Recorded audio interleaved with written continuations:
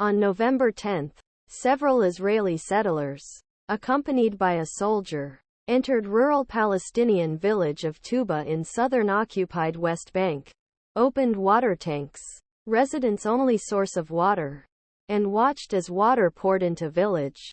Ground before you leave, unrestrained. A few weeks ago, in the Bedouin shepherd community in Wadi al-Seeq, east of Ramallah, an armed group of settlers attacked and threatened the community, as they had done for months.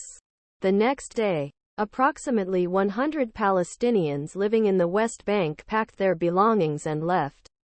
On October 28, an armed Israeli settler shot and killed Bilal Mohammed Saleh while he was picking olives near Nablus.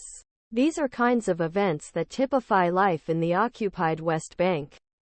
They have intensified and escalated since October 7 Hamas offensive, in which thousands of Palestinians stormed Israel, killing 1,200 Israelis, mostly civilians, taking more than 200 hostages. As a Palestinian shepherd from Jordan Valley told me in September, even before the start of current war, what we are experiencing is ethnic cleansing. A settler outpost with 1 or 2 Israeli families could control thousands of acres of land and protect it with weapons. The army is protecting them and the police are doing nothing. Violence by Israeli forces and settlers has increased rapidly last 6 weeks. This year has been the deadliest year for Palestinians and Israelis in West Bank 20 years. With all eyes on Gaza, where Israel has killed more than 11,000 Palestinians, nearly half of them children, the West Bank is seen by journalists, policymakers, analysts, and Israel itself as a separate, distinct front, as if it were compartmentalized.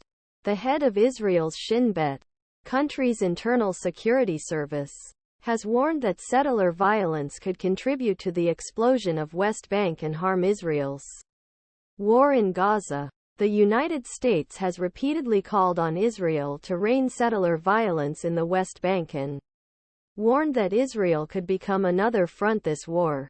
They are attacking Palestinians where they deserve it, President Joe Biden said. Of course, there are distinct differences between the West Bank and Gaza, starting from their separate geographies. The West Bank is governed in part Palestinian Authority, not by Hamas, and Israel occupies it from within. Gaza, on other hand, has been punished from outside Israeli blockade since 2005. The West Bank is also home to 500,000 Israeli settlers. But despite the distances between them, Gaza and the West Bank are united in war. A single system of permanent occupation, home to population under Israeli control. A child mourns after the bodies of the dead were brought to Al-Aqsa Martyrs Hospital in Deir al Balah, Gaza. On November 17, 2023, Mustafa HassonaAnadolu via following its victory against Egypt, Syria Jordan in Six-Day War in 1967.